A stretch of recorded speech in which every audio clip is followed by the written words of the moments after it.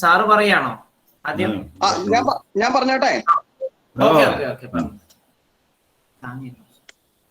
എത്രയും ബഹുമാനപ്പെട്ട ഞങ്ങളുടെ എല്ലാം ആരാധ്യനായ കേരളത്തിന്റെ മഹാനായ എഴുത്തുകാരൻ ബഹുമാനപ്പെട്ട MD സാറിനെ കോലഞ്ചേരി ടീച്ചേഴ്സ് ക്ലബിന് വേണ്ടി ആദരവോടെ ഈ പരിപാടിയിലേക്ക് ഇന്നത്തെ വായനാദിനം MDയോടൊപ്പമുള്ള വായനാദിന പരിപാടി ഉദ്ഘാടനം ചെയ്ത് സംസാരിക്കുന്നതിനായിട്ട് ക്ഷണിക്കുകയാണ്. വളരെ ആദരവോടെ. ഞങ്ങളുടെ എല്ലാം ഒരു സ്വപ്നമാണ് ഇന്ന് സാറിന്റെ കൂടെ ഞങ്ങൾക്ക് കൂടാൻ കഴിഞ്ഞത്.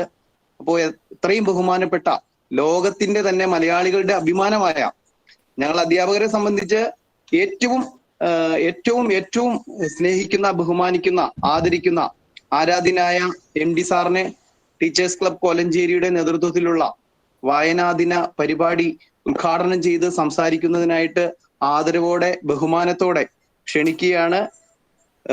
വളരെ സന്തോഷത്തോടെ ക്ഷണിച്ചുകൊണ്ട് നിർത്തുന്നു. നന്ദി, നമസ്കാരം. സന്തോഷം. അധ്യാപകരുടെ ഒരു കൂട്ടായ്മ, അത് പ്രത്യേകിച്ച് വായനയിൽ ഊന്നിക്കൊണ്ടാണ് ഈ കൂട്ടായ്മ നടത്തുന്നത്. കുട്ടികളുടെ വായന, അതിൽ പങ്കെടുക്കാൻ സാധിച്ചില്ല. എനിക്ക് സന്തോഷം. കുട്ടികളെ സംബന്ധിച്ചിടത്തോളം വായന എന്ന് പറഞ്ഞാൽ അവരുടെ പാഠ്യക്രമത്തിലുള്ള പുസ്തകങ്ങൾക്ക് അപ്പുറത്തുള്ള വായന, അതാണ് നമ്മൾ പ്രാധാന്യം കൊടുക്കേണ്ടത്. അവർക്ക് പല വിഷയങ്ങളും പഠിക്കാനുണ്ടാവും.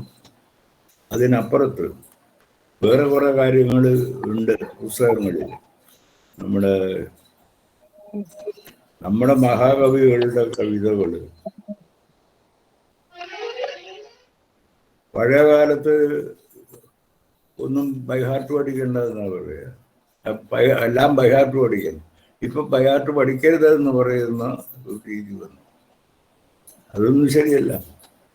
വള്ളത്തോളിൻ്റെ, ആശാന്റെ, ഉള്ളൂരിൻ്റെ ഒക്കെ കുറച്ച് വരികൾ ഒരു കുട്ടിക്ക് അറിഞ്ഞിട്ടില്ലെങ്കിൽ ആ കുട്ടി, ഞാൻ പറയും, വളരെ മോശക്കാരനാണ്. അങ്ങനെയല്ല. നമ്മുടെ കവിതകൾ, നമ്മളുടെ ആരാധ്യരായ എഴുത്തുകാരുടെ കൃതികളൊക്കെ ആയിട്ട് എല്ലാം പഠിച്ചിരിക്കുക എന്നുള്ളതല്ല.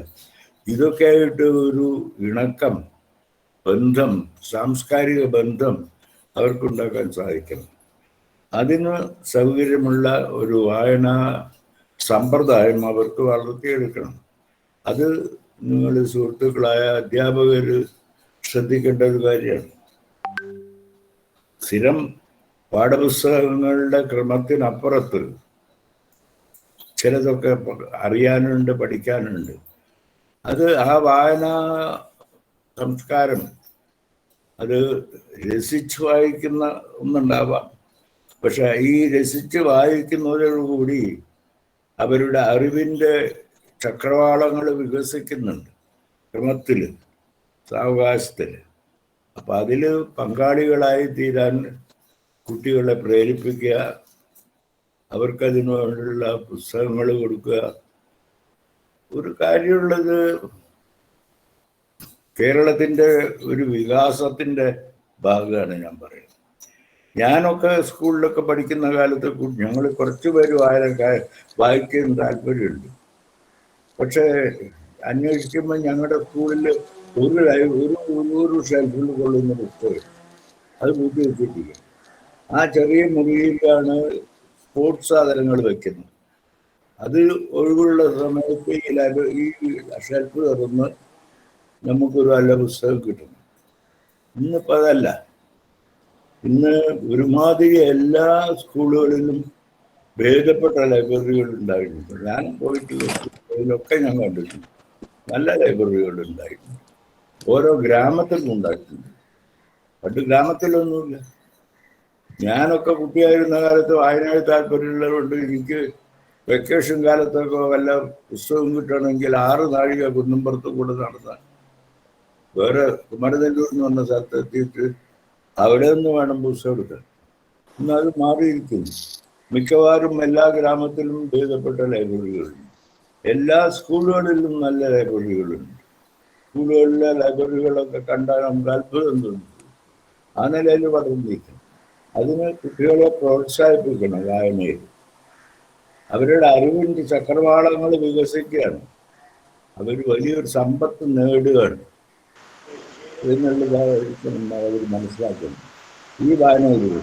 അത് കവിത, കഥ എന്നതൊന്നുമല്ല, പലതിലൂടെയും ഈ വായനയിലൂടെയാണ് അവരുടെ ഈ മാനസികമായ സമ്പത്ത് നിന്ന് വളരുന്നത്. അതിനുള്ള സംവിധാനം നമ്മൾ ഉണ്ടാക്കി കൊടുക്കും. ആ വായിക്കുന്ന കുട്ടികളെ നമ്മൾ കണ്ട് തിരിച്ചറിഞ്ഞ് അവരെ പ്രോത്സാഹിപ്പിക്കും. അതായിരിക്കണം നമ്മളുടെ ലക്ഷ്യം. പ്രത്യേകിച്ച് നിങ്ങൾ അധ്യാപകരുടെയൊക്കെ ലക്ഷ്യം അതായിരിക്കും. അതാണ് നമ്മുടെയൊക്കെ കുട്ടിക്കാലത്ത് പുസ്തകം കിട്ടാനില്ല. ഇന്ന് പുസ്തകം നമ്മളെ തേടി വരുന്ന കാലമാണ്. അന്ന് പുസ്തകങ്ങൾ നമ്മൾ അന്വേഷിച്ചു പോകണം. ഇന്നതുപോലെ ഇരിക്കുന്നു. പുസ്തകങ്ങൾ എല്ലാ ദിക്കിലും നമ്മളെ തേടിയിട്ട് വന്നുകൊണ്ടിരിക്കും. ആ പുസ്തകങ്ങളെ സ്നേഹിക്കുന്ന ഒരു കാര്യങ്ങൾ, ആ പുസ്തകങ്ങളെ ആരാധിക്കുന്ന അല്ലെങ്കിൽ ബഹുമാനിക്കുന്ന ഒരു തലമുറയായിട്ട് ഇപ്പോഴത്തെ വിദ്യാർത്ഥികൾ വളരെ അതിനുള്ള കാര്യങ്ങളായിരിക്കണം നിങ്ങൾ ചെയ്യേണ്ടത്. അത് നിങ്ങളെല്ലാവരുടെയും ജനം കൊണ്ട് നടക്കാവുന്നതേ ഉള്ളൂ. ഈ ഇങ്ങനെ ഒരു വായനയെ മുന്നിൽ എത്തുകയാണ് സംഘടിപ്പിച്ച ഞങ്ങൾക്ക് എല്ലാവർക്കും എൻ്റെ നന്ദി, സന്തോഷം. കുട്ടികളെല്ലാം നന്നായി വരട്ടെ. സാറേ, വളരെ സന്തോഷം. സാറിനോടൊപ്പമുള്ള ഈ ദിവസം ഞങ്ങൾക്ക് വളരെ ധന്യമാക്കിയതിനും എൻ്റെ ജീവിതത്തിലെ ഒരു അധ്യാപകൻ എന്നുള്ള രീതിയിൽ എൻ്റെ ജീവിതത്തിലെ ഏറ്റവും പ്രധാനപ്പെട്ട ഒരു ദിവസം ഏതെന്ന് ചോദിച്ചു കഴിഞ്ഞാൽ ഒരു പക്ഷേ MD സാറിനോടുള്ള ഒപ്പമുള്ള ഈ ദിവസങ്ങളായിരിക്കും. വളരെ സന്തോഷം. ഇങ്ങനെ ഒരു അവസരം തന്നതിന് വളരെ സ്നേഹത്തോടെ സന്തോഷത്തോടെ അങ്ങയോടുള്ള നന്ദി പറഞ്ഞു. നന്ദി സാർ. അധ്യാപകരോട് സാറിന് എന്തെങ്കിലും പ്രത്യേകിച്ച് പറയാനുണ്ടോ? മലയാളം പഠിപ്പിക്കുന്ന അധ്യാപകരോട് അവരുടെ സർഗാത്മകതയെ കുറിച്ച് കൂടുതൽ എന്തെങ്കിലും? കുട്ടികളിൽ കുറച്ച് പേര് എഴുത്തിൽ താല്പര്യമുള്ളവരുണ്ടാവും. എല്ലാവരും എഴുതണം, എല്ലാവരും കവികളാവണം, എല്ലാവരും കഥാകൃത്തുക്കളാണ്, അങ്ങനെ വാശി പിടിക്കുന്നതാണ്. ചില കുട്ടികളുടെ ഉള്ളിൽ അതിൻ്റെ ബീജമുണ്ട്. അത് നമ്മൾ കണ്ടെത്തിയിട്ട് അതിനെ പ്രോത്സാഹിപ്പിക്കും. അത് എല്ലാവരും ഒന്നുമല്ല. ആ എഴുത്തിൽ, കവിതയിൽ, കഥയിൽ, ലേഖനത്തിൽ, ഇതൊക്കെ എഴുത്തിൽ ഒരു താല്പര്യം, അതിലൊരു പ്രത്യേക ആവേശം കാണുന്ന കുട്ടികൾ ആരൊക്കെ, അവരെ കണ്ടെത്തണം. അവർക്ക് വേണ്ട എഴുത്തിൻ്റെ സാഹചര്യങ്ങൾ ഉണ്ടാക്കാനുള്ള അതിന് പ്രോത്സാഹിപ്പിക്കുക. അതായിരിക്കും ചെയ്യേണ്ടത്. തീർച്ചയായിട്ടും സാർ. സാർ, ഈ ഗ്രൂപ്പിലുള്ള ആർക്കെങ്കിലും ഒരു അധ്യാപകന് ഒരു ചോദ്യം സാറിനോട് ചോദിക്കാനുള്ള ഒരു അവസരം തരുമോ? ചോദിച്ചോളൂ. ഗ്രൂപ്പിലുള്ള നമ്മുടെ ശാരദാദേവി ടീച്ചർ, ആലപ്പുഴയിൽ നിന്നുള്ള ശാരദാദേവി ടീച്ചർ ഒരു ചോദ്യം ഉന്നയിക്കണമെന്ന് പറഞ്ഞിരുന്നു. എത്രയും ബഹുമാനപ്പെട്ട MD സാറിനോട്. സ്ക്രീൻ ഷെയർ ചെയ്തിട്ട് അതെല്ലാം കൂടി അതൊന്ന് ശ്രദ്ധിക്കണം. സ്ക്രീൻ ഷെയർ ചെയ്തവരൊന്ന് മാറ്റണം. ശാരദാദേവി ടീച്ചറിന്റെ ചോദ്യം ചോദിക്കാം. ചോദിക്കട്ടെ സാർ. മനസ്സിന്റെ സ്പന്ദനങ്ങളെ തൊട്ടറിഞ്ഞ് കഥാപാത്രങ്ങളുടെ പ്രപഞ്ചം സൃഷ്ടിച്ച കഥാചക്രവർത്തിക്ക് നമോഭാഗം. ഒരു സായം സന്ധ്യയിൽ മൂകാംബിക ക്ഷേത്രാങ്കണത്തിൽ മകളുടെ നൃത്തപരിപാടിയുടെ അരങ്ങേറ്റത്തിനായി വന്ന അങ്ങയെ കാണാനും ആ കൈകളിൽ നിന്നും ഒന്നും യാദൃച്ഛ്യമല്ല, ഈ കണ്ടുമുട്ടൽ പോലും കാലം നിശ്ചയിച്ചതാണ് എന്ന് എൻ്റെ ഡയറിയിൽ എഴുതി ഒപ്പിട്ട് തരാനും ഇടയായ മുഹൂർത്തം ഈ 74-ാം വയസ്സിലും മനസ്സിൽ ഞാൻ നീതി പോലെ സൂക്ഷിക്കുന്നു. അങ്ങേക്ക് ദീർഘായുസ് സർവമംഗളങ്ങളും നേരുന്നു. തകർന്നടിഞ്ഞ നാലുകെട്ടുകളുടെയും അവിടുത്തെ മനുഷ്യരുടെ മാനസിക സംഘർഷങ്ങളുടെയും ഗൃഹാതുരത്വത്തിന്റെയും കഥ പറഞ്ഞ് മലയാളിയെ വിസ്മയിപ്പിച്ച കഥാകാരനെ ഇന്നത്തെ മാറിമറിഞ്ഞ കാലഘട്ടത്തിൽ എന്ത് വിഷയത്തെക്കുറിച്ചുള്ള ഒരു കഥാബീജമായിരിക്കും ഇനിയും മനസ്സിൽ ജനിക്കുന്നത്?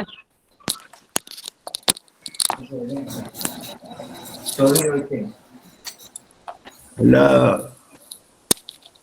കുട്ടികളുടെ വായന ശീലം കണ്ടാൽ നമുക്ക് മനസ്സിലാവും ഈ കുട്ടി വായന എന്ന് പറയുന്നത് പുറമെ കൂടെ ഒന്നുള്ളതല്ല, സഞ്ചാരമല്ല, അതിൻ്റെ ഉള്ളിലൂടെയുള്ള ഒരു സഞ്ചാരം കൂടിയാണ്. അത് ഈ കുട്ടിക്കുണ്ട് എന്ന് നിങ്ങൾക്ക് മനസ്സിലാവും. അതിനെ പ്രോത്സാഹിപ്പിക്കുക. അതിന് സമാനമായിട്ടുള്ള ഇന്ന പുസ്തകങ്ങൾ നോക്കിയാൽ നന്ന്, ഇന്നത് വായിച്ചേ മതിയാകൂ എന്നില്ല, ഇന്നത് വായിച്ചാൽ നന്ന് എന്നുള്ള അവരോട് ഉപദേശരൂപമല്ലാത്ത ഉപദേശം കൊടുത്ത് അവരുടെ വായന ശീലത്തെ, വായന സംസ്കാരത്തെ വളർത്തുക. അതാണ് എനിക്ക് പറയാനുള്ളൂ. വളരെ സന്തോഷം സാർ. പങ്കെടുത്തതിന് ഉള്ള നന്ദി. ടീച്ചേഴ്സ് ക്ലബിന് വേണ്ടി പത്മശ്രീ സാറെ നന്ദി എന്ന് പറയും.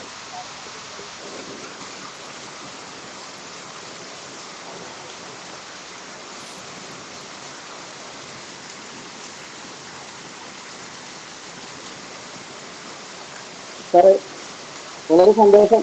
സ്നേഹത്തോടെ ഈ പരിപാടിയിൽ പങ്കെടുത്തതിനുള്ള നന്ദി. പത്മശ്രീ ടീച്ചറൊക്കെ പറഞ്ഞു ടീച്ചറെ.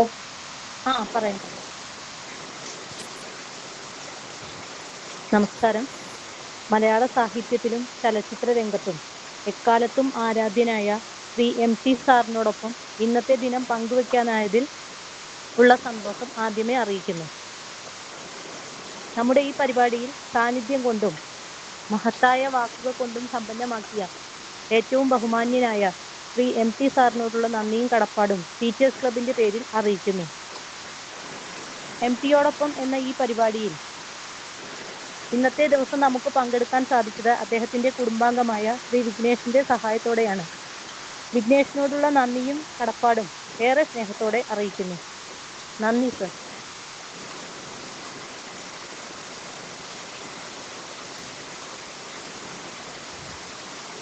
സാറേ, ഏകദേശം വളരെ സന്തോഷം. ഞങ്ങൾക്ക് ഇങ്ങനെ ഒരു അവസരം ഒരുക്കി തന്നതിന് കേട്ടോ, വളരെ സന്തോഷം. ഓക്കെ, അടുത്തത് നമ്മുടെ പരിപാടിയിൽ KV മോഹൻകുമാർ സാറാണ് പങ്കെടുക്കുന്നത്. പരിപാടിയുടെ ഔദ്യോഗികമായ പ്രോഗ്രാം ആരംഭിക്കുന്നതിനായിട്ട് എത്രയും ബഹുമാനപ്പെട്ട പീറ്റർ സാറിനെ ക്ഷണിക്കുന്നു.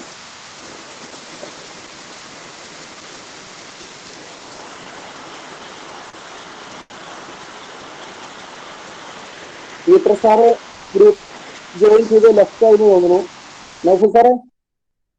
ഞാനുണ്ട്. ഓക്കെ സാറേ. പ്രിയപ്പെട്ടവരെ, എഴുത്തിന്റെ മഹാപ്രതിഭ MT വാസുദേവൻ നായർ നമ്മളുമായിട്ട് സംവദിച്ചു. അടുത്തതായിട്ട് നമ്മുടെ ഏറ്റവും പ്രിയപ്പെട്ട, നമുക്കേറെ പ്രിയങ്കരനായ, ബഹുമാന്യമുള്ള പ്രിയ എഴുത്തുകാരൻ ശ്രീ KV മോഹൻകുമാർ സാർ നമ്മോടൊപ്പം ഉണ്ട്. മോഹൻകുമാർ സാറിന് സ്വാഗതം ആശംസിക്കുന്നതിന് വേണ്ടി ടീച്ചേഴ്സ് ക്ലബിന്റെ സെക്രട്ടറി TT പൗലോസ് മാഷെ വളരെ സന്തോഷത്തോടെ ക്ഷണിക്കുന്നു. മോഹൻകുമാർ സാറ് ലൈനിലുണ്ടല്ലോ അല്ലേ സാറേ? മോഹൻകുമാർ സാറ് ലൈനിൽ കയറിയോ? കുറച്ചു മുമ്പ് ഉണ്ടായിരുന്നല്ലോ സാറേ, കുറച്ചു മുമ്പ് ഉണ്ടായിരുന്നു.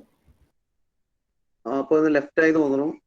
നമുക്ക് സാറിന് നൗഫൽ സാറേ ഒന്ന് തുടങ്ങാമോ? ഞാൻ അപ്പത്തേക്ക് സാറിനെ ഒന്ന് വിളിക്കട്ടെ. മോഹൻകുമാർ സാറിനെ ഞാനൊന്ന് വിളിക്കട്ടെ കേട്ടോ. ഹലോ, പീറ്റർ സാർ ഉണ്ടല്ലോ അല്ലേ? ഹലോ, ഓക്കെ സാറേ, സ്വാഗതം ആശംസിക്കുന്നതിന് വേണ്ടി പൗലോസ് മാഷെ ക്ഷണിക്കുന്നു. ഓക്കെ. വളരെ സന്തോഷത്തോടു കൂടി ആരുടെ മൈക്ക് ഓൺ ആയിട്ടുണ്ട്, അതൊന്ന് മ്യൂട്ട് ചെയ്യണം. വളരെ സന്തോഷത്തോടെ, വളരെ സ്നേഹത്തോടെ, വളരെ ബഹുമാനത്തോടെ അത്രയും ബഹുമാനപ്പെട്ട ഞങ്ങളുടെ DCI കൂടി ആയിരുന്ന KV മോഹൻകുമാർ സാറിനെ ഈ പരിപാടിയിലേക്ക് സ്വാഗതം ചെയ്യുകയാണ്. ഇന്നത്തെ പരിപാടിയുടെ മുഖ്യ അതിഥിയാണ്. ഒരു DCI എന്ന നിലയിലും ഒരു എഴുത്തുകാരൻ എന്ന നിലയിലും ഒരുപാട് അക്കാദമിക് പ്രവർത്തനങ്ങൾക്ക്, വായനാ പ്രവർത്തനങ്ങൾക്കുള്ള തുടക്കം കുറിച്ച മോഹൻകുമാർ സാറിനെ സ്നേഹ ബഹുമാനത്തോടു കൂടി ടീച്ചേഴ്സ് ക്ലബിന്റെ ഈ MDയോടൊപ്പം ഒരു വായനാദിന പരിപാടിയിലെ മുഖ്യ അതിഥിയായി സ്നേഹത്തോടെ ക്ഷണിക്കുന്നു, സ്വാഗതം ചെയ്യുന്നു.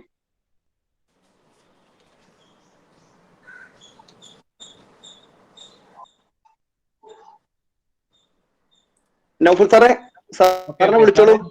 സാറേ, ഓക്കെ. പ്രിയപ്പെട്ടവരെ, ടീച്ചേഴ്സ് ക്ലബ്ബ് കോലഞ്ചേരി സംഘടിപ്പിക്കുന്ന ഓൺലൈൻ വായനശാലയുടെ വായനോത്സവം വായനാ ദിനത്തിന്റെ പ്രത്യേക പരിപാടിയാണ് ഇന്ന് നടന്നുകൊണ്ടിരിക്കുന്നത്. ഈ ഒരു ചടങ്ങിനെ ധന്യമാക്കുന്നതിന് വേണ്ടി എത്തിച്ചേർന്നിരിക്കുന്നത് വയലാർ അവാർഡ് ജേതാവ് നമ്മുടെയൊക്കെ DPI ആയിരുന്ന മോഹൻകുമാർ സാർ. വിദ്യാഭ്യാസ രംഗത്ത് വായനാ വസന്തം പോലെ ഒരുപാട് പ്രവർത്തനങ്ങൾ വായനയ്ക്ക് വേണ്ടി ചെയ്ത മോഹൻകുമാർ സാറിനെ ടീച്ചേഴ്സ് ക്ലബിന്റെ ഇന്നത്തെ ഒരു പരിപാടിയിൽ സംസാരിക്കുന്നതിന് വേണ്ടി ആദരപൂർവ്വം ക്ഷണിക്കുന്നു.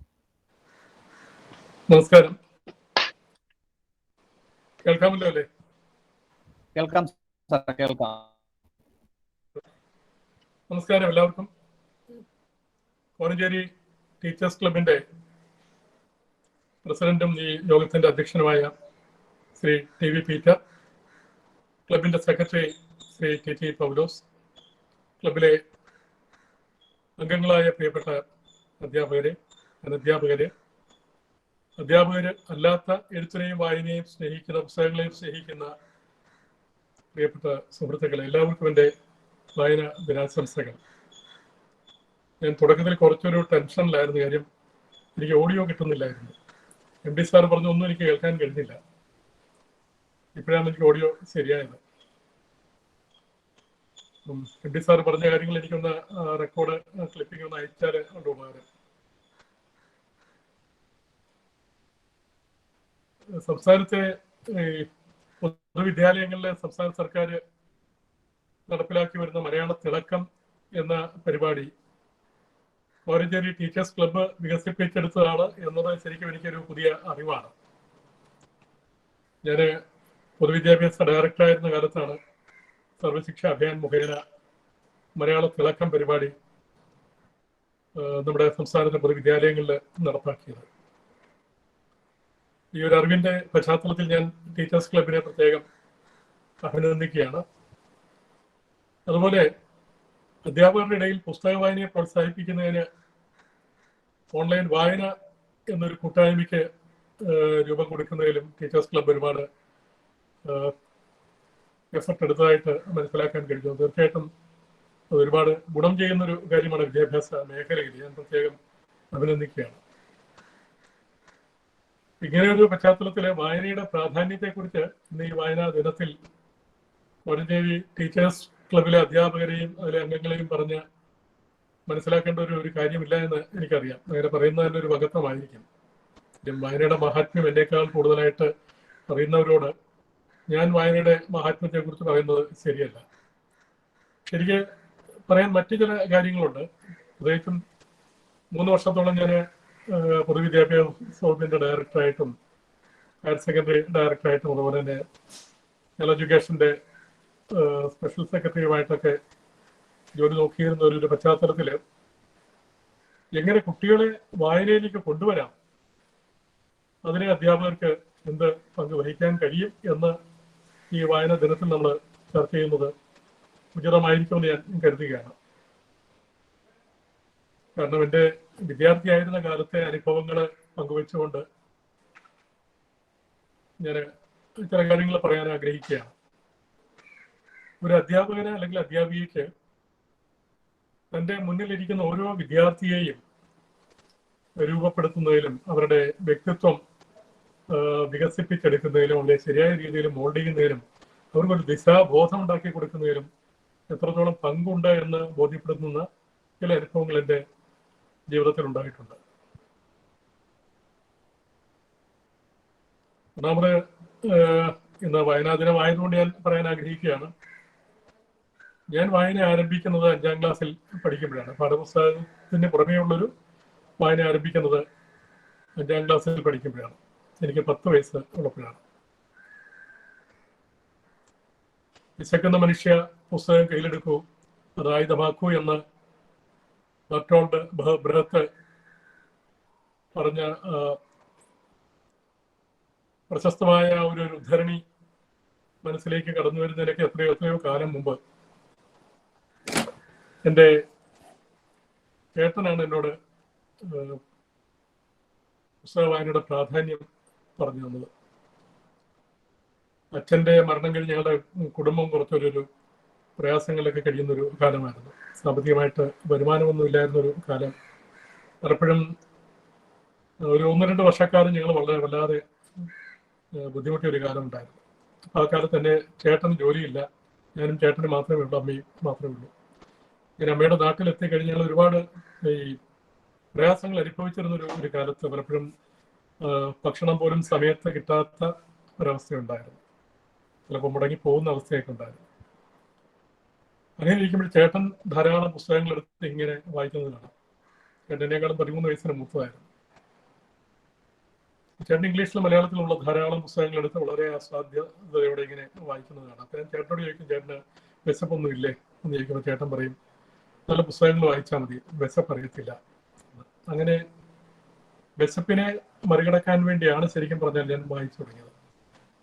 ഇന്നത് പറയുമ്പോൾ അത് വലിയൊരു വിരോധാഭാസമായിട്ട് ചിലപ്പോൾ പലർക്കും തോന്നും.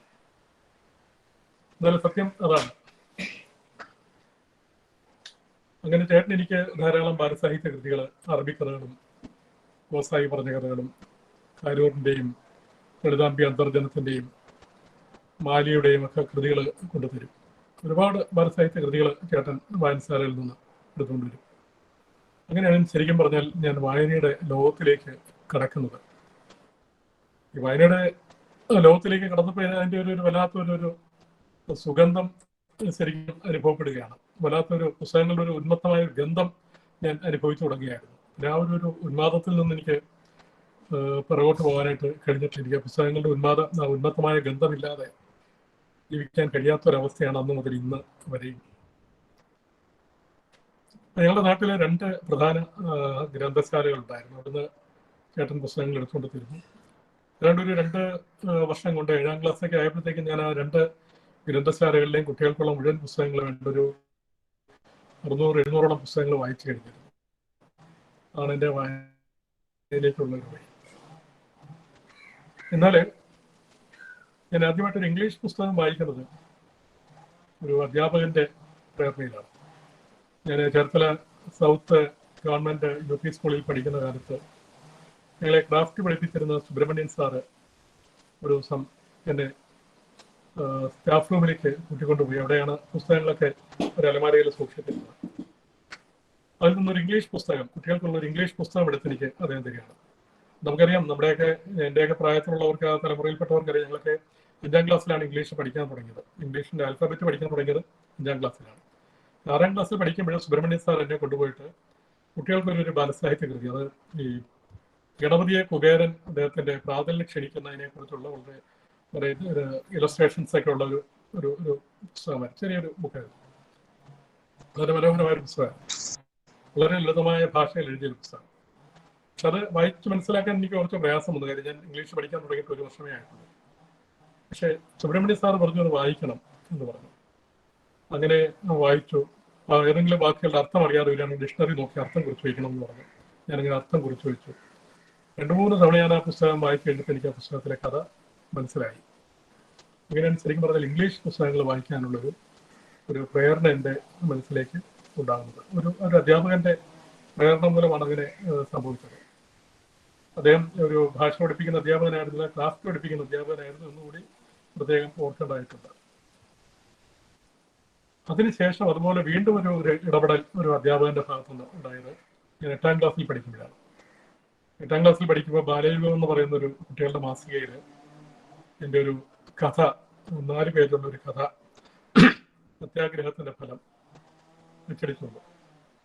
ആദ്യമായിട്ട് എൻ്റെ ജീവിതത്തിലെ വലിയൊരു സംഭവം. ഈ ടെൻസിയും ഹിലാരിയൊക്കെ എവറസ്റ്റ് കീഴടക്കിയതുപോലെ എൻ്റെ ജീവിതത്തിൽ ഞാൻ എവറസ്റ്റ് കീഴടക്കിയ ഒരു അനുഭവമായിരുന്നു എൻ്റെ കഥ ബാലയുഗത്തിൽ അച്ചടിച്ചു വന്നപ്പോഴും.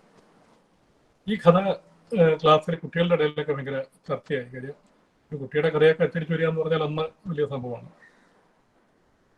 ഇത് ഞങ്ങളെ മലയാളം പഠിപ്പിച്ചിരുന്ന, ഹൈസ്കൂളിലെ മലയാളം പഠിപ്പിച്ചിരുന്ന പട്ടാളം സാർ എന്ന സാറിനെ ഞങ്ങൾ വിളിക്കുക. സെബാസ്റ്റ്യൻ എന്നാണ് സാറിന്റെ പേര്. സാറ് പട്ടാളത്തിൽ നിന്ന് റിട്ടയർ ചെയ്ത് എക്സ് സർവീസ് മാൻ ആയിരുന്നുകൊണ്ട് സാറിനെ എല്ലാവരും പട്ടാളം സാർ, വളരെ കരുത്തനായ നമ്മുടെ സത്യനെ പോലെ ഇരിക്കും. ഒരു കരുത്തുറ്റ പ്രകൃതമൊക്കെയാണ്. ആരോടും അധികം സംസാരിക്കില്ല. പക്ഷെ സാർ ഈ വിഷയം അറിഞ്ഞിട്ട് ഒരു ദിവസം ക്ലാസ് കഴിഞ്ഞ് പോയപ്പോൾ സാറിങ്ങി വന്നേ എന്ന് പറഞ്ഞ് എന്നെ വിളിച്ചു. സ്കൂളിന്റെ വരാന്തയിലൂടെ ഞാനും സാറും കൂടെ ഇങ്ങനെ നടന്നു പോകുന്നു. സാറ് സ്റ്റാഫ് റൂമിലേക്ക് പോകുന്ന വഴിക്ക് എന്നോട് പറഞ്ഞു, സാർ 3 പുസ്തകങ്ങൾ വായിക്കണം. എൻ്റെ കഥയെഴുത്തിനെ കുറിച്ചൊക്കെ സാർ മനസ്സിലാക്കി. സാർ വായിച്ചു നോക്കി. താൻ 3 പുസ്തകങ്ങൾ വായിക്കണം എന്ന് പറഞ്ഞിട്ട് ഒന്നാമതായിട്ട് പറഞ്ഞു തന്നത് ഹെൻറിയുടെ 4 കെട്ടാണ്. 2 CV രാമൻപിള്ളയുടെ മാർത്താണ്ഡവർമ്മ, 3 G ശങ്കരക്കുറുപ്പിന്റെ വിശ്വദർശനം. ഈ 3ഉം 8ാം ക്ലാസ്സിൽ പഠിക്കുന്ന ഒരു വിദ്യാർത്ഥിയുടെ തലയിൽ കയറില്ല എന്നുള്ളത് എനിക്ക് പിന്നീടാണ് മനസ്സിലായത്. സാർ എന്നോട് ഭയങ്കര ഒരു പ്രതീക്ഷയോടെ പറഞ്ഞത് വായിച്ചിരിക്കണം എന്ന്. ഞാൻ പോയി മാർത്താണ്ഡവർമ്മയാണ് ആദ്യം എടുത്ത് തുറന്നു നോക്കിയത്. രക്ഷയില്ല. അതോടെ ഞാൻ ആ പരിപാടി അവസാനിപ്പിച്ചു. പക്ഷെ ആ വർഷം സ്കൂൾ അടച്ചു കഴിഞ്ഞ് ഞങ്ങളുടെ നാട്ടിലെ രാമകൃഷ്ണ സ്മാരക വായനശാലയിൽ ഞാൻ പോയി ചെല്ലുമ്പോൾ ഉണ്ട് അവിടുന്ന് മേശപ്പുറത്ത് MP-യുടെ 4 കെട്ട് കിടക്കുന്നു. 4 കെട്ട് ഞാൻ വായിച്ചു തുടങ്ങി. വായിച്ചപ്പോൾ എനിക്ക് ഒരുപാട് ഫോളോ ചെയ്യാൻ കഴിയുന്നു എന്ന് മാത്രമല്ല, എനിക്ക് അതുമായിട്ട് താതാത്മ്യം പ്രാപിക്കാൻ കഴിയുന്നു. 4 കെട്ടിലെ അപ്പുണ്ണിയുമായിട്ട് എനിക്ക് ഒരുപാട് താതാത്മ്യം പ്രാപിക്കാൻ കഴിയും. എൻ്റെ ജീവിതത്തിലെ ഒരുപാട് അനുഭവങ്ങൾ അപ്പുണ്ണിയുടെ ജീവിതത്തിലുണ്ടായ ഹ്യൂമിലിയേഷൻസും അപകടങ്ങളും ഒക്കെ ആയിട്ട് ചേർത്ത് വയ്ക്കാവുന്നതായിരുന്നു. അപ്പുണ്ണി എനിക്ക് ശരിക്കും പറഞ്ഞാൽ ജീവിതത്തിൽ വലിയൊരു ആവേശമായിട്ട് മാറി. അപ്പോൾ ഞാൻ കഥകളൊക്കെ എഴുതാനായിട്ട് ഒരു നോട്ട്ബുക്ക് കരുതി വെച്ചിരുന്നു. അപ്പുണ്ണിയുടെ ഒരു വളരെ പ്രശസ്തമായ ഒരു വാചകം ഞാൻ പുസ്തകത്തിൻ്റെ മുന്നിലെ പേജിൽ ഞാൻ കുറിച്ചു വെച്ചു. ഞാൻ വളർന്ന് വലിയ ആളാകും. ഒരു പുസ്തകം എനിക്ക് തന്ന പ്രേരണയാണത്. അപ്പുണ്ണി എൻ്റെ ജീവിതത്തെ ഭയങ്കരമായിട്ട് മാറ്റിമറിച്ചു. 4 കെട്ടിലെ പുണ്ണി വല്ലാത്തൊരു പോസിറ്റീവ് ക്യാരക്ടറാണത്. പക്ഷെ ഒരു 8ാം ക്ലാസ്സിൽ പഠിക്കുന്ന 13 വയസ്സുള്ള ഒരു കുട്ടിയുടെ ജീവിതത്തെ അത് വല്ലാതെ മാറ്റിമറിച്ചു എന്നുള്ളതാണ് സത്യം. എൻ്റെ ജീവിതത്തിൽ എപ്പോഴും ഞാൻ ഈ അപ്പുണ്ണിയെ ഓർക്കാറുണ്ട്. പലപ്പോഴും അപ്പുണ്ണി എൻ്റെ മനസ്സിലിരുന്ന് പലതും ഇങ്ങനെ പറയാറുണ്ട്. ഞാൻ പറഞ്ഞില്ല എന്ന് ചോദിക്കാറുണ്ട്. അതിനുശേഷം ഞാൻ പ്രീ-ഡിഗ്രിക്ക് കോളേജിൽ വന്നതിന് ശേഷം, അതുവരെ ഞാൻ പറഞ്ഞല്ലോ എൻ്റെ വായന എന്ന് പറയുമ്പോൾ ബാലസാഹിത്യ കൃതികൾ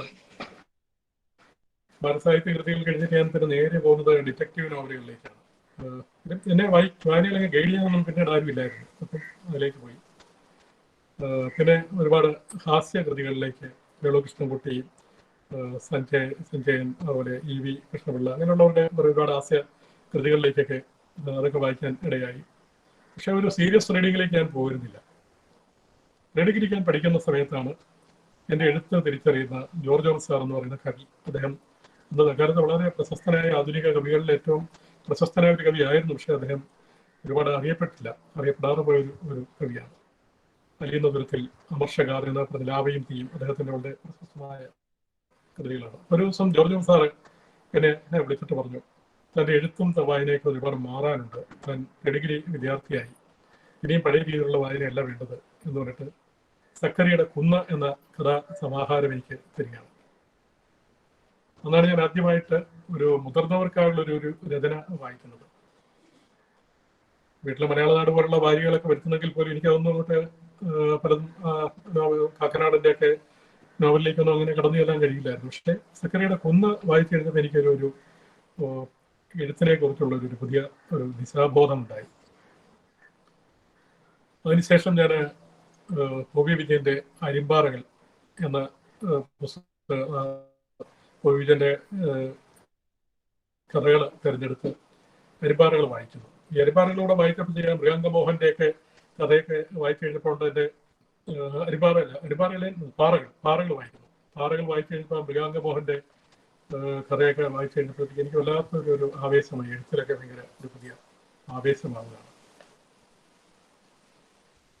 ശരിക്കും പറഞ്ഞാൽ എൻ്റെ എഴുത്തിനെ തിരിച്ചുവിടുന്നത് ഈ ജോർജ് ഓമൻ സാറാണ്. കുന്ന് വായിച്ചതിന് ശേഷം ജോർജ് ഓമൻ സാറ് പറയുന്നു, ഞാനത് ഇതുപോലെ ഒരു മുതിർന്നവർക്ക് വേണ്ടിയുള്ള കഥകൾ ഇനി എഴുതണം, ഒരു കഥ എഴുതി എനിക്ക് തരാൻ പറയും. അങ്ങനെ ഒരു കഥ എഴുതി സാറിന് കൊടുക്കുന്നു. പാരം എന്ന് പറഞ്ഞ കഥയുടെ പേര്. ആ കഥ അദ്ദേഹം ഞാൻ അറിയാതെ ഓശാന മാസികയിൽ കൊടുത്തു. അത് അച്ചടിച്ചു വന്നു. ഒരു ദിവസം അദ്ദേഹം സ്റ്റാഫ് റൂമിലേക്ക് എന്നെ വിളിച്ചു വരുത്തിയിട്ട് മറ്റ് അധ്യാപകരുടെ മുമ്പിൽ വെച്ച് ഇയാൾ എഴുതിയ കഥ ഓശാന മാസികയിൽ വന്നത് എന്ന് പറഞ്ഞ് അധ്യാപകരെ കാണിച്ചു കൊടുക്കുകയാണ്. ആ ഡിപ്പാർട്ട്മെന്റിലെ മറ്റ് അധ്യാപകരെ. അതോടൊപ്പം ഒരു 10 രൂപയും തന്നു. ഇത് പത്രാധിപർ തനിക്ക് പറയാൻ വേണ്ടി എന്നെ ഏൽപ്പിച്ച പ്രതിഫലമാണെന്ന്. ഇക്കാലത്ത് ഞാൻ അറിഞ്ഞു ഓശാന മാസിക ആർക്കും അങ്ങനെ പ്രതിഫലം കൊടുക്കുന്നില്ല. എനിക്ക് തോന്നുന്നത് ജോർജ് ഓമൻ സാർ സ്വന്തം പോക്കറ്റിൽ നിന്ന് പത്രാധിപരുടെ പേരിൽ എനിക്ക് തന്നതായിരിക്കും. പക്ഷേ എൻ്റെ ജീവിതത്തിൽ ആ സംഭവം ഭയങ്കര മോട്ടിവേഷനായിരുന്നു. എന്നെ ഒരു എഴുത്തുകാരനാക്കി തീർക്കുന്നതിൽ, എഴുതാനുള്ളൊരു പ്രേരണ എന്നിലേക്ക് ഇൻസ്പിൽ ചെയ്യുന്നതിൽ ഒരുപാട് പങ്കുവഹിച്ചൊരു സംഭവമാണ് എൻ്റെ പ്രിയപ്പെട്ട അധ്യാപകനായ ജോർജ് ഓമൻ സാറ് ചെയ്ത ആ ഒരു ഇടപെടൽ. ഞാൻ പറഞ്ഞു വരുന്നത് എങ്ങനെ അധ്യാപകർക്ക് വിദ്യാർത്ഥികളുടെ മേൽ സ്വാധീനം ചെലുത്താൻ കഴിയും, അവർക്ക് എങ്ങനെ ഒരു പുതിയ ദിശാബോധം ഉണ്ടാക്കി കൊടുക്കാൻ കഴിയും എന്നുള്ളതിൻ്റെ ഒരു ഉദാഹരണം നിലയ്ക്ക് ഞാൻ പറഞ്ഞു വരികയാണ്. വീണ്ടും ഞാൻ മറ്റൊരു കോളേജിൽ പോയിട്ട് ഞാൻ ഡിഗ്രി എക്കണോമിക്സിന് ചേർന്നു. അവിടെ എക്കണോമിക്സിനെ പഠിച്ചുകൊണ്ടിരിക്കുമ്പോഴാണ് ഞാൻ KPFN സാറിൻ്റെ ശോഭിക്കുന്നവരുടെ സുവിശേഷങ്ങൾ വായിക്കാനിടയാവുന്നത്. ശരിക്കും പറഞ്ഞാൽ അത് ഒരു വല്ലാത്തൊരു എൻ്റെ ജീവിതത്തിൽ തന്നെ വല്ലാത്തൊരു മാറ്റം, ഒരു കാഴ്ചപ്പാടിലുമൊക്കെ വല്ലാത്തൊരു മാറ്റം വരുത്തിയ ഒരു കൃതിയാണ് ശോഭിക്കുന്നവരുടെ സുവിശേഷം. അതുപോലെ തന്നെ തിരസ്കാരവും. ഞാൻ ശരിയെക്കുറിച്ചും നീഷയെക്കുറിച്ചും കാഫ്കയെക്കുറിച്ചും ഒക്കെ കേൾക്കുന്നത് ഡിഗ്രി 1-ാം വർഷം ഞാൻ വായിച്ച ശോഭിക്കുന്നവരുടെ സുവിശേഷത്തിലൂടെയാണ്. ലോകത്തിലെ ആധുനിക സാഹിത്യത്തിലെ മഹാരഥന്മാരെ കുറിച്ചൊക്കെ ഞാൻ മനസ്സിലാക്കുന്നത് ആ ഒരു കൃതിയിലൂടെ. അങ്ങനെയാണ് ശരിക്കും പറഞ്ഞാൽ ഇവരുടെ കൃതികളൊക്കെ വായിക്കാനുള്ള ഒരു പ്രേരണ ഉണ്ടാകുന്നത്. ഡിഗ്രിക്ക് പഠിക്കുമ്പോൾ തന്നെ ജോർജ് സാറിൻ്റെയൊക്കെ പ്രേരണയിൽ ഞാൻ കാമുവിൻ്റെ ഔട്ട്സൈഡർ വായിച്ചിരുന്നു, ആൽബർട്ട് കാമുവിൻ്റെ. അതിൻ്റെ മലയാള പരിഭാഷ NBS ഇറക്കിയിരുന്നു, അന്യൻ എന്ന പേരിൽ. അത് സ്കൂളിലെ സർഗ വേദി എന്ന് പറയുന്ന സാഹിത്യ സമിതിയുടെ യോഗത്തിൽ ഞാൻ അതിനെക്കുറിച്ച് സാറിൻ്റെ നിർദ്ദേശപ്രകാരം ഒരു നിരൂപണം അവതരിപ്പിക്കുക പോലും ചെയ്തു. ഇതൊക്കെ അധ്യാപകരുടെ ഇടപെടലിലൂടെ സംഭവിച്ച കാര്യങ്ങളാണ് ഞാൻ പറയുന്നത്. അങ്ങനെ എനിക്ക് ഡിഗ്രിക്ക് ഞാൻ ഫൈനൽ ഇയർ പഠിക്കുമ്പോൾ എനിക്ക് അതുവരെ ഒരു രാഷ്ട്രീയ ബോധമൊന്നുമില്ലായിരുന്നു. ഡിഗ്രി ഫൈനൽ ഇയർ ഞാൻ പഠിക്കുന്ന സമയത്ത് എന്നെ പഠിപ്പിക്കാത്തൊരു അധ്യാപകൻ, അദ്ദേഹം ഫിസിക്സിൻ്റെ അധ്യാപകനായിരുന്നു, ഗോപാലകൃഷ്ണൻ സാർ എന്ന് പറയും. അദ്ദേഹം പന്തള NSS കോളേജ്, പിന്നീട് പന്തള NSS കോളേജിൽ അധ്യാപകനായിരുന്നു. കേരളത്തിലെ NSS കോളേജിൽ പഠിക്കുന്ന കാലത്ത് അദ്ദേഹം ഒരു പുസ്തകം എടുത്തിരിക്കുക, അഗസ്ത്യമായിട്ട് എനിക്ക് തരികയാണ്. ഞങ്ങളങ്ങനെ പുസ്തകത്തെക്കുറിച്ചൊന്നും ചർച്ച ചെയ്യാറൊന്നുമില്ല. പക്ഷെ ഒരു ദിവസം അദ്ദേഹം അപ്പം എനിക്ക് കഥയ്ക്ക് കേരള യൂണിവേഴ്സിറ്റിയുടെ യുവജനോത്സവത്തിൽ സമ്മാനം കിട്ടിയിരുന്നു. അങ്ങനെ ഞാൻ ഒരു കഥയെഴുത്തുകാരനായിട്ട് കോളേജിലൊക്കെ അറിയപ്പെട്ടു തുടങ്ങി. എൻ്റെ കഥ മാഗസിനിലൊക്കെ വരും. അതുകൊണ്ടായിരിക്കാം സാർ ഒരു ദിവസം ഇന്ത്യൻ തലമുറയിലെ 5 വർഷങ്ങൾ എന്ന പുസ്തകം മേരി ടൈലർ എഴുതിയൊരു പുസ്തകമാണ്. ഇവിടെ അടിയന്തരാവസ്ഥയുടെ ഒരു കാലഘട്ടം മുതൽ അവർ ഇന്ത്യൻ തലമുറയിൽ അനുഭവിച്ച നക്സൽ മൂവ്മെന്റുമായിട്ട് ബന്ധപ്പെട്ട 2 ദമ്പതികളുടെ അനുഭവങ്ങളുടെ കഥയാണ് ഇന്ത്യൻ തലമുറയിൽ 5 വർഷങ്ങൾ. സാർ ഈ പുസ്തകം എനിക്ക് വായിക്കാൻ തരികയാണ്. മനസ്സിരുത്തൊന്ന് വായിക്കണം എന്ന് പറഞ്ഞു. ഞാൻ മനസ്സിരുത്തി വായിച്ചു. സത്യം പറഞ്ഞാൽ എൻ്റെ രാഷ്ട്രീയ കാഴ്ചപ്പാടുകളെയൊക്കെ മാറ്റിമറിച്ചത് ആ പുസ്തകമാണ്. അല്ലെങ്കിൽ എൻ്റെ ഉള്ളിൽ ഒരു രാഷ്ട്രീയ ഒരു അവബോധം രൂപപ്പെടുത്തിയെടുത്തത് ശരിക്കും ഈ പുസ്തകമാണ്. മാർക്സിയൻ സാഹിത്യം വായിക്കാനുള്ള ഒരു പ്രേരണ എനിക്ക് ഉണ്ടാകുന്നത് ഈ പുസ്തകത്തിലൂടെയാണ്. കാസ്ട്രോയുടെ ചരിത്രം എന്നെ കുറ്റക്കാരനില്ലെന്ന് വിധിക്കും, ലൂഷാബുക്കിയുടെ എങ്ങനെ നല്ല കമ്മ്യൂണിസ്റ്റ് ആവാം, എമിൽ ബാൺസിൻ്റെ എന്താണ് കമ്മ്യൂണിസം തുടങ്ങിയ പുസ്തകങ്ങളൊക്കെ ഞാൻ വായിക്കുകയാണ് പിന്നീട്.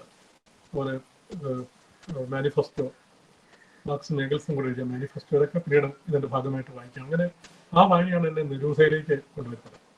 നിരൂധയുടെ മെമ്മേഴ്സ് വായിക്കാനിടയാകുന്നു, നിരൂധയുടെ കവിതകൾ വായിക്കാനിടയായി. അങ്ങനെ നിരൂധയുടെ വളരെ ശ്രദ്ധേയമായൊരു വാദ്യം എൻ്റെ ശ്രദ്ധയിൽപ്പെട്ടത്.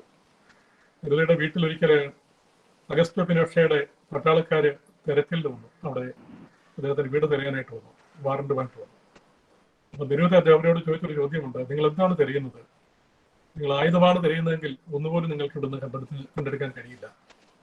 പക്ഷേ ആയുധങ്ങളെക്കാൾ മൂർച്ചയേറിയ അക്ഷരങ്ങളെ ഞാനിവിടെ കുറിച്ചു വെച്ചിട്ടുണ്ട്, അത് നിങ്ങൾക്ക് നശിപ്പിക്കാനുമാവില്ല എന്ന് നിരൂധ അഗസ്റ്റോ പിനോഷയുടെ പട്ടാളക്കാരോട് പറഞ്ഞ ഒരു വളരെ പ്രശസ്തമായൊരു വാചകം ആ സമയത്തിൻ്റെ മനസ്സിലേക്ക് സ്ട്രൈക്ക് ചെയ്യുണ്ടായി. അപ്പൊ ഇതൊക്കെ എന്ന് പറഞ്ഞാൽ എൻ്റെ വായനയെ രൂപപ്പെടുത്തി, എൻ്റെ രാഷ്ട്രീയ കാഴ്ചപ്പാടുകളെ, എൻ്റെ ചിന്താഗതികളെ ഒക്കെ രൂപപ്പെടുത്തുന്നതിൽ ഒരുപാട് പങ്കുവഹിച്ച കാര്യങ്ങളാണ് ഈ അധ്യാപകരുടെ ഇടപെടലിലൂടെ സംഭവിച്ചത്. അപ്പോൾ ഞാൻ എന്തായി തീർന്നു എന്ന് ചോദിച്ചാൽ, ഞാൻ എന്തായി തീർന്നു അതെല്ലാം എൻ്റെ അധ്യാപകരുടെ പ്രേരണ മൂലവും അവർ എനിക്ക് നൽകിയ ഒരു പുതിയ ദിശാബോധവും അത് സഹായിച്ചത് മൂലവും സംഭവിച്ചതാണ്. അല്ലെങ്കിൽ ഒരു വഴിതെറ്റി പോകുമായിരിക്കും, ഞാൻ വേറൊരു വഴിയിലൂടെ പോകുമായിരിക്കാം. പക്ഷെ ഞാനൊരു എഴുത്തുകാരനായി തീർന്നതും ഞാൻ ഇവിടെ എത്തിച്ചേർന്നു അവിടെ എല്ലാം എത്തിച്ചേരാൻ ഇടയാക്കിയതും ഒക്കെ എൻ്റെ അധ്യാപകർ എന്നോട് കാണിച്ച കരുണയും വാത്സല്യവും ഒന്നുകൊണ്ട് മാത്രമാണ്. അത് നിങ്ങൾക്ക് ഓരോരുത്തർക്കും നിങ്ങളുടെ മുന്നിലിരിക്കുന്ന കുട്ടികളോട് കാണിക്കാൻ കഴിയും. അങ്ങനെ കാണിക്കാൻ കഴിയുകയാണെങ്കിൽ തീർച്ചയായിട്ടും അവരുടെ ജീവിതത്തിലൊക്കെ ഒരു പുതിയ ദിശാബോധം ഉണ്ടാക്കാനും അവരെ ഒരു വ്യത്യസ്തരായ ഒരു വ്യക്തിയായിട്ട് അവരെ മോൾഡ് ചെയ്തെടുക്കാനും രൂപകൽപ്പന ചെയ്തെടുക്കാനും ഒക്കെ നിങ്ങൾക്ക് കഴിയും. നിങ്ങളുടെ ചെറിയ തലോടൽ, ഒരു ചെറിയ ഇടപെടൽ, ഒരു ചെറിയൊരു ശ്രദ്ധ, അത്ര മാത്രം മതി ഒരു വിദ്യാർത്ഥിയുടെ ജീവിതത്തെ മാറ്റിമറിച്ച് എടുക്കാനായിട്ട്. അങ്ങനെ ഞാൻ പൊതുവിദ്യാഭ്യാസ ഡയറക്ടറായതിനു ശേഷം എനിക്ക് ഒരുപാട് വിശദമായിട്ട് പറയാനുണ്ട്. പക്ഷെ അത് പറയാൻ പരിമിതിയുള്ളതുകൊണ്ട് ഞാൻ പറയുന്നില്ല. പൊതുവിദ്യാഭ്യാസ ഡയറക്ടറായതിനു ശേഷം ഈ കുട്ടികളെ മോൾഡ് ചെയ്യുന്ന കാര്യത്തിൽ ഒരു ശ്രദ്ധ വേണ്ടതായിട്ട് എനിക്ക് തോന്നിയിരുന്നു. കാര്യം നമ്മൾ എപ്പോഴും കൂട്ടിയാറുള്ളൊരു വളരെ പ്രശസ്തമായൊരു ഒരു ഒരു ഉദ്ധരണിയുണ്ട്. പ്രശസ്ത ചിന്തകനായിട്ടുള്ള ഫ്രാൻസിസ് ബേക്കന്റെ reading makes a full man, confidence a ready man and writing an exact man എന്ന് പറയാറുണ്ട്. ഒരു മനുഷ്യനെ ഒരു പൂർണ്ണ മനുഷ്യനാക്കി മാറ്റുന്നത് വായനയാണ്. ഒരു വിദ്യാർത്ഥിയെ ഒരു പൂർണ്ണ വ്യക്തിയായിട്ട് രൂപപ്പെടുത്തി എടുക്കുന്നതിന്റെ വായനയാണ്. വായനയില്ലാത്ത വിദ്യാർത്ഥിയുടെ ജീവിതം എന്ന് പറഞ്ഞാൽ ഒരു വിനോദ ജീവിതമായി പോകും. നമ്മൾ പറയാറുണ്ട് പുസ്തകം കണ്ണുകൾ പോലെയാണെന്ന് പറയാറുണ്ട്. കാര്യം പുസ്തകം തുറന്നു വെച്ചാൽ നമുക്ക് അറിവിന്റെ വെളിച്ചം പകർന്നു കിട്ടും. പുസ്തകം അടച്ചു വെക്കുന്നവർക്കോ അവരുടെ മുന്നിൽ അന്ധകാരമായിരിക്കും, ഇരുട്ടായിരിക്കും. അപ്പം കുട്ടികളെ വായിക്കാൻ പ്രേരിപ്പിക്കുക എന്നുള്ളതാണ് ശരിക്കും പറഞ്ഞാൽ നമുക്ക് നമ്മുടെ പൊതുവിദ്യാലയങ്ങളിൽ ചെയ്യേണ്ട ഏറ്റവും മഹനീയമായുള്ള ഒരു കർമ്മം എന്ന് ഞാൻ കരുതുന്നു. കാര്യം നമ്മൾ ഈ പാഠപുസ്തകങ്ങളുടെ സിലബസ് തയ്യാറാക്കുന്നത് ആ ഒരു പ്രായപരിധിയിൽപ്പെടുന്ന വിദ്യാർത്ഥികൾ, ലോകത്തെമ്പാടുമുള്ള വിദ്യാർത്ഥികൾ അറിഞ്ഞിരിക്കേണ്ടതായിട്ടുള്ള വിവിധ ശാഖകളിൽ ഉൾപ്പെടുന്ന വിഷയങ്ങളുടെ ഒരു ക്രോഡീകരണമാണ് പാഠപുസ്തകം എന്ന് പറയുന്നത്. എന്നാൽ അതിനർത്ഥം അത് അവസാന വാക്കാണ് എന്നല്ല. ഒരു വിദ്യാർത്ഥി അറിഞ്ഞിരിക്കേണ്ട അത് ഒരു പാഠപുസ്തകം മാത്രമല്ല, പാഠപുസ്തകത്തിന് പുറത്തേക്കാണ്. പാഠപുസ്തകത്തിന്റെ 4 അതിരുകൾക്ക് പുറത്തേക്ക് വിദ്യാർത്ഥിയുടെ ജിജ്ഞാസ എത്തിച്ചേരാനായിട്ട് വഴിതെളിക്കണം. അവിടെയാണ് ഒരു അധ്യാപകന്റെ വിജയം എന്ന് ഞാൻ കരുതുന്നത്. അധ്യാപകന്റെ പ്രധാന റോൾ അവിടെയാണ് എന്ന് ഞാൻ കരുതുന്നത്. അതുകൊണ്ട് വായനയ്ക്ക് ഒരുപാട് പ്രാധാന്യം കൊടുക്കണം എന്നുള്ള ഒരു തിരിച്ചറിവ് എനിക്ക് ഞാൻ പൊതുവിദ്യാഭ്യാസ ഡയറക്ടറായിട്ട് ചുമതല ഏറ്റപ്പോൾ എൻ്റെ മനസ്സിലിങ്ങനെ ഇങ്ങനെ പ്രൊജക്റ്റ് ചെയ്ത് നിൽക്കുന്നുണ്ടായിരുന്നു. അങ്ങനെ ഞാൻ ഒരു ദിവസം എറണാകുളം ജില്ലയിലെ ഒരു വിദ്യാലയത്തിൽ അതുവഴി പോയപ്പോൾ വെറുതെ അവിടെ കടന്നിരുന്നു. അവിടുത്തെ എച്ച്.എമ്മിനെ കണ്ടു, സംസാരിച്ച് ഇവിടുത്തെ ഞാൻ ചോദിച്ചു, എവിടെ നിങ്ങളുടെ ലൈബ്രറി ഒന്ന് കാണിച്ചു തരാമോ എന്ന് ചോദിച്ചു. അദ്ദേഹം വളരെ സന്തോഷത്തോടെ എച്ച്.എമ്മിന്റെ മുറിയുടെ അകത്ത് തന്നെയുള്ള ചുമരിനോട് ചേർന്നുള്ള 3 അലമാരകൾ എന്നെ കാണിച്ചു തന്നു. ആ 3 അലമാരകൾ നിറയെ പുസ്തകങ്ങൾ ഇരിപ്പുണ്ടായിരുന്നു. ഇതാണ് ഞങ്ങളുടെ ലൈബ്രറി. ഇവിടെ സർക്കാർ സ്കൂൾ ആയതുകൊണ്ട് പ്രത്യേകം ലൈബ്രറിക്കുള്ള സംവിധാനമൊന്നുമില്ല. ഇത് തന്നെയാണ് ഞങ്ങളുടെ ലൈബ്രറി എന്ന് പറയുന്നത്. ഞാൻ വളരെ കൗതുകത്തോടെ ഈ പുസ്തകങ്ങൾ ഇങ്ങനെ എടുത്ത് നോക്കിയപ്പോഴില്ല, നല്ല പുതിയ പുസ്തകങ്ങളെല്ലാം ഉടവ് പറ്റാത്ത നല്ല പുസ്തകങ്ങളായിട്ടിരിക്കുന്നു. വളരെ ഭദ്രമായിട്ട് പുസ്തകങ്ങൾ സൂക്ഷിച്ചിരിക്കും. എനിക്ക് ഒരുപാട് സന്തോഷം തോന്നി. ഞാൻ എച്ചമ്മിനോട് പ്രത്യേകിച്ചും പ്രശംസിച്ചു വരും. ഇത്രയും മനോഹരമായിട്ട് പുസ്തകങ്ങൾ സൂക്ഷിക്കാന്ന് പറഞ്ഞാൽ ശരിക്കും ഒരു വലിയ കാര്യമാണ്. ഇത്രയും പുസ്തകങ്ങളെ സ്നേഹിക്കുന്നവരാണ് നിങ്ങളെന്ന് ഞാൻ അറിഞ്ഞിരുന്നില്ല എന്നൊക്കെ ഞാൻ പറഞ്ഞപ്പോൾ അദ്ദേഹം പറഞ്ഞില്ല, സാർ പിള്ളേർക്ക് പുസ്തകങ്ങളൊന്നും കൊടുക്കാറില്ല എന്ന്. പുസ്തകങ്ങൾ വാങ്ങി വെച്ചിരിക്കുകയാണ്, കുട്ടികൾക്ക് കൊടുക്കാറില്ല. ഞാൻ എന്തുകൊണ്ടാണ് കുട്ടികൾക്ക് പുസ്തകങ്ങൾ കൊടുക്കാത്തത്? സാർ പുസ്തകങ്ങൾ കൊടുത്താലും അവർ ചീത്തയാക്കിക്കളയും. അതുകൊണ്ട് ഞങ്ങൾ പുസ്തകങ്ങൾ കൊടുക്കാറില്ല. ചാർജുള്ള അധ്യാപകന് ലയബിലിറ്റി വരും, ഓഡിറ്റ് വരുമ്പോൾ ലയബിലിറ്റിയും വരും. അതുകൊണ്ട് ചാർജ് അധ്യാപകന്മാർക്ക് അതിൽ താല്പര്യമില്ല എന്ന് പറഞ്ഞു. അത് ശരിയല്ലല്ലോ എന്ന് പറഞ്ഞു. അന്ന് ഞാൻ തിരിച്ച് പോയതിനു ശേഷം ഓഡിറ്റിൽ അങ്ങനെ ഒരു റിമാർക്സ് വരാതിരിക്കാൻ വേണ്ടിയുള്ള നടപടി സ്വീകരിച്ചു. ഏതെങ്കിലും സ്കൂളിലെ പുസ്തകങ്ങൾ ഡാമേജ് ആയി കഴിഞ്ഞാൽ ഡാമേജ് ആയതിന്റെ പേരിൽ ചാർജുള്ള അധ്യാപകർക്ക് ലയബിലിറ്റി വരുന്നത്. അതേസമയം പുസ്തകങ്ങൾ വർഷങ്ങളായിട്ട് പുതിയതായിട്ട് ഇരിക്കുകയാണെങ്കിൽ തീർച്ചയായിട്ടും അധ്യാപകന് ലയബിലിറ്റി കൊടുക്കുകയും ചെയ്യണം എന്ന് ഞാൻ നിർദ്ദേശം കൊടുത്തു. കാര്യം കുട്ടികൾക്ക് വിതരണം ചെയ്യാത്തതാണ് പുസ്തകങ്ങൾ. ആ പുസ്തകങ്ങൾ കുട്ടികൾക്ക് വിതരണം ചെയ്യാതെ പല സ്കൂളുകളിലും അടച്ചു വെച്ചിരിക്കുന്നു, അല്ല താഴിട്ട് പൂട്ടി വെച്ചിരിക്കുന്ന ഒരവസ്ഥ നമ്മുടെ വിദ്യാലയങ്ങളുണ്ടായിരുന്നു. ഇപ്പോഴത്തെ അവരുടെ ഞാൻ പറയുന്നത്, ഞാൻ DP ആയിരുന്ന കാലത്തെ പറയുന്നു, 4 വർഷം മുമ്പുള്ള കാര്യം പറയുകയാണ്. അതിനുശേഷമാണ് ശരിക്കും നമ്മുടെ ഈ വായനയുടെ വസന്തം എന്ന് പറയുന്നൊരു പരിപാടി ഞങ്ങൾ ആവിഷ്കരിക്കുന്നത്. അതിന് പ്രേരണയായിട്ട് ഒരു കാര്യം കൂടി ഉണ്ടായി. ഒരിക്കൽ ഞാൻ നെയ്യാറ്റിൻകരയിലെ ഒരു ഹയർ സെക്കൻഡറി സ്കൂളിലെ ക്ഷണിതാവായിട്ട് അവിടെ ഒരു പരിപാടിയിൽ പങ്കെടുക്കാൻ ചെന്നു. ഞാനും നമ്മുടെ കവി E. മധുസൂദനൻ നായർ സാറും അതുപോലെ തന്നെ നമ്മുടെ പ്രശസ്ത കലാകൃത്ത് SP വേണുഗോപൻ നായർ സാറും ഉണ്ടായിരുന്നു. ഞങ്ങൾ 3 പേരുമാണ് അവിടെ ഉണ്ടായിരുന്നത്. ഞങ്ങൾ 3 പേരുടെ പരിപാടി തുടങ്ങാൻ വൈകിയ ഒരു വേളയിൽ ഞങ്ങൾ എച്ചമ്മിന്റെ മുറിയിൽ ഇരിക്കുമ്പോൾ അവിടുത്തെ +1 പഠിക്കുന്ന 3 പെൺകുട്ടികൾ ആ മുറിയിലേക്ക് വന്നു. അവര് പെട്ടെന്ന് മധുസൂദനൻ നായർ സാർ ആരാണെന്ന് ചോദിച്ചു. സാറിന്റെ അടുത്തേക്ക് വന്നു. സാറിന്റെ കാലിൽ തൊട്ട് വന്നിച്ചു. അപ്പം അദ്ദേഹം ഇത് SP വേണുഗോപൻ നായർ സാറാണെന്ന് പറഞ്ഞ് കാണിച്ചു കൊടുത്തു. പക്ഷെ അവർക്ക് ആരാണ് SP വേണുഗോപൻ നായർ സാർ എന്നറിയില്ല. അപ്പം മധുസൂദനൻ നായർ സാർ വളരെ സന്തോഷത്തോടെ ചോദിച്ചു, നിങ്ങളൊക്കെ പുസ്തകങ്ങളൊക്കെ വായിച്ചിട്ടുണ്ടല്ലോ, നിങ്ങൾക്ക് എങ്ങനെ എന്നെ അറിയാം? സാർ, ഞാൻ സാറിന്റെ പുസ്തകങ്ങളൊന്നും വായിച്ചിട്ടില്ല, പക്ഷേ സാറിന്റെ കവിതകൾ ഇങ്ങനെ റെക്കോർഡിൽ കേട്ടിട്ടുണ്ട്. സാർ ഇപ്പോൾ ഒരു കൗതുകത്തോടെ ചോദിച്ചു, എന്താണ് നിങ്ങൾ പുസ്തകങ്ങൾ വായിക്കാത്തത്? ഈ കുട്ടികൾ പ്ലസ് 1 പഠിക്കുന്ന 3 പെൺകുട്ടികളാണ്. അവർ പറഞ്ഞു, സാർ പുസ്തകങ്ങൾ വീട്ടിലേക്ക് കൊണ്ടുവരാൻ സമ്മതിക്കത്തില്ല. ഒരിക്കൽ പുസ്തകം കൊണ്ടുവന്നതിന് അച്ഛൻ എന്നെ അടിച്ചു. മേലിൽ പാഠപുസ്തകങ്ങളല്ലാതെ വായിക്കരുതെന്ന് പറഞ്ഞു.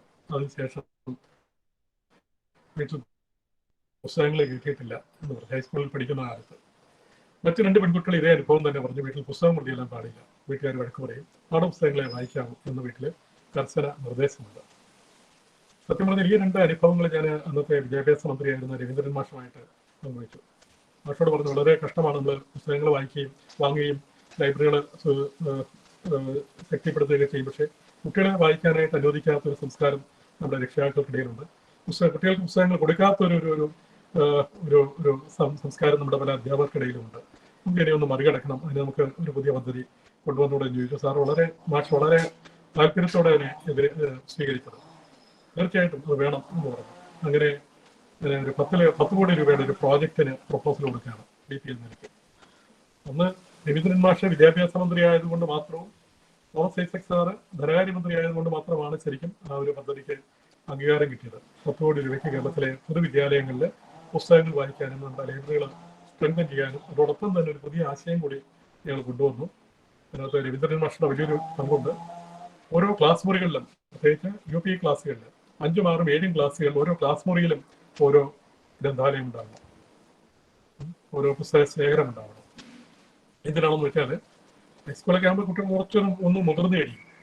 പക്ഷേ 5ാം ക്ലാസ്സിൽ 6ാം ക്ലാസ്സിൽ പഠിച്ച എന്നെ സുബ്രഹ്മണ്യൻ സാർ വിളിച്ച് സ്റ്റാഫ് റൂമിൽ കൊണ്ടുപോയി ഒരു ഇംഗ്ലീഷ് പുസ്തകം എടുത്ത് തന്ന ആ ഒരു സാഹചര്യം എല്ലാ കുട്ടികളുടെയും കാര്യത്തിൽ ഉണ്ടാവണമെന്നില്ല. അപ്പോൾ ആ പ്രായത്തിൽ വായിക്കാൻ താല്പര്യമുള്ള കുട്ടികൾക്ക് പുസ്തകങ്ങൾ അവരുടെ കയ്യെത്തുന്ന ദൂരത്തുണ്ടെങ്കിൽ അവർ വായിക്കും. അതിനുവേണ്ടിയാണ് 5ഉം 6ഉം 7ഉം ക്ലാസ്സിൽ പഠിക്കുന്ന കുട്ടികൾക്ക് അവരുടെ ക്ലാസ് മുറികളിൽ തന്നെ എല്ലാ പൊതുവിദ്യാലയങ്ങളിലും, പ്രത്യേകിച്ച് ആദ്യം സർക്കാർ സ്കൂളുകളിലാണ് അത് തുടങ്ങിയത്, അങ്ങനെ അവരുടെ ക്ലാസ് മുറികളിൽ തന്നെ പുസ്തകങ്ങൾ ലഭ്യമാക്കുന്ന ഒരു പദ്ധതി ഞങ്ങൾ ആവിഷ്കരിച്ചത്. വായനയുടെ വസന്തം 2017 ആവിഷ്കരിച്ച് നടപ്പാക്കിയ വായനയുടെ വസന്തം എന്ന പദ്ധതിയാണ്. ഇന്നും വായനയുടെ വസന്തം എന്ന പേരിൽ തന്നെ നമ്മുടെ സംസ്ഥാനത്തെ പൊതുവിദ്യാലയങ്ങളിൽ തുടർന്ന് വരുന്നത്. ബഹുമാനപ്പെട്ട മുഖ്യമന്ത്രി കഴിഞ്ഞ ദിവസം പ്രഖ്യാപിക്കുകയുണ്ടായി, വായനയുടെ വസന്തം പദ്ധതിയുടെ ഭാഗമായിട്ട് കുട്ടികളുടെ വീടുകളിൽ പുസ്തകം എത്തിച്ചു കൊടുക്കാനും സർക്കാർ പൊതുവിദ്യാഭ്യാസ വകുപ്പ് പുതിയ നീക്കങ്ങൾ നടത്തിക്കൊണ്ടിരിക്കുകയാണ്. തീർച്ചയായിട്ടും വളരെ ശ്ലാഘനീയമായ ഒരു തീരുമാനമാണ്. കുട്ടികളുടെ വീടുകളിലേക്ക്, ക്ലാസ് മുറികളിൽ കുട്ടികൾക്ക് ഇപ്പോൾ ആക്സസ് ഇല്ല, അതുകൊണ്ട് കുട്ടികളുടെ വീടുകളിലേക്ക് പുസ്തകങ്ങൾ എത്തിച്ചു കൊടുക്കുക എന്ന ഒരു പുതിയ പരിപാടിക്ക് രൂപം നൽകിയിരിക്കുകയാണ്. ഇതെല്ലാം തന്നെ നമ്മുടെ കുട്ടികളെ അവരുടെ വായനയിലൂടെ അവരെന്താണോ ആയിത്തീരേണ്ടത് അതിലേക്ക് അവരെ എത്തിച്ചേർക്കുക എന്നുള്ളൊരു ലക്ഷ്യം മുൻനിർത്തിയാണ് നമ്മൾ ചെയ്യുന്നത്. ഞാൻ ദീർഘിപ്പിക്കുന്നില്ല, കാര്യം എനിക്ക് അരമണിക്കൂറാണ് സമയം തന്നിരിക്കുന്നത്. അപ്പോൾ നമുക്ക് നമ്മുടെ മുന്നിൽ MN വിജയൻ മാഷയുടെ വളരെ പ്രശസ്തമായ ഒരു ഉദ്ധരണി നമ്മുടെ മുന്നിലുണ്ട്. പുസ്തകം ചാരി നിൽക്കാനുള്ളതല്ല, ചവച്ചിറക്കാനുള്ളതാണ് എന്നത്. പുസ്തകം ചവച്ചിറക്കേണ്ട പ്രായമാണ് നമ്മുടെ വിദ്യാർത്ഥികളുടെ പ്രായം. അവരാ പുസ്തകങ്ങൾ ചവച്ചിറക്കിയാൽ മാത്രമേ അവർക്ക് അവരായി തീരാനായിട്ട് കഴിയുള്ളൂ. നമ്മുടെ മുന്നിലിരിക്കുന്ന വിദ്യാർത്ഥികൾ ഒരുപാട് കഴിവുകളുള്ള വിദ്യാർത്ഥികളാണ്. ഞാൻ പലപ്പോഴും അതിശയിക്കാറുണ്ട്, അധ്യാപകർ എന്തുകൊണ്ട് അവരുടെ മുന്നിലിരിക്കുന്ന വിദ്യാർത്ഥികളെ ഐൻസ്റ്റീനായിട്ടും അല്ലെങ്കിൽ ടോൾസ്റ്റോയി ആയിട്ടും അല്ലെങ്കിൽ സ്റ്റീഫൻ ഹോക്കിംഗ് ആയിട്ടോ അല്ലെങ്കിൽ തോമസ് ആൽവ എഡിസൺ ആയിട്ടോ ബീഥോവനായോ അല്ലെങ്കിൽ വാൻഗോഗ് ആയിട്ടോ പിക്കാസോ ആയിട്ടോ ഒക്കെ ഒന്നും എന്തുകൊണ്ട് കാണുന്നില്ല? എന്തുകൊണ്ട് അവരെ അങ്ങനെ കാണാൻ കഴിയുന്നില്ല? അവരൊക്കെ നാളെ അതായി തീരേണ്ടവരാണ്. അവരൊക്കെ നമ്മുടെ ഒരു കാലത്ത് ഈ പിക്കാസോയും വാൻഗോഗും ഐൻസ്റ്റീനും ടോൾസ്റ്റോയും എല്ലാം നിങ്ങളുടെ മുമ്പിൽ ഇരുന്ന കുട്ടികളായിരുന്നു. നിങ്ങളല്ല, നിങ്ങളുടെ പൂർവികരായ അധ്യാപകരുടെ മുമ്പിൽ ഇരുന്ന ചോദിച്ച കുട്ടികളായിരുന്നു. അവരെങ്ങനെയാണ് അവരായി തീർന്നത്? തോമസ് ആൽവ എഡിസന്റെ വളരെ പ്രശസ്തമായ ഒരു കഥ നമുക്കറിയാം. ഞാൻ അതിലേക്ക് ഇപ്പോൾ പോകുന്നില്ല, കാര്യം ഒരു സ്കൂളിൽ നിന്ന് അദ്ദേഹത്തെ പുറത്താക്കി, മന്ദബുദ്ധിയാണ് എന്ന് പറഞ്ഞ് പുറത്താക്കിയത് നമുക്കറിയാം. അദ്ദേഹത്തിന്റെ അമ്മയുടെ പ്രേരണ കൊണ്ടാണ് അദ്ദേഹം വലിയൊരു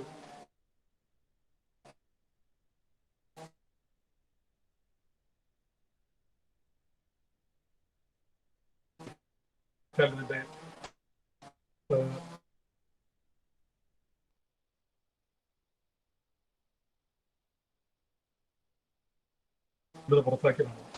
അങ്ങനെ ചില അധ്യാപകർ നമുക്കുണ്ടായിരുന്നു. അങ്ങനെ നമ്മുടെ സമൂഹത്തിൽ ചിലപ്പോൾ ചില അധ്യാപകരുണ്ടാവാം.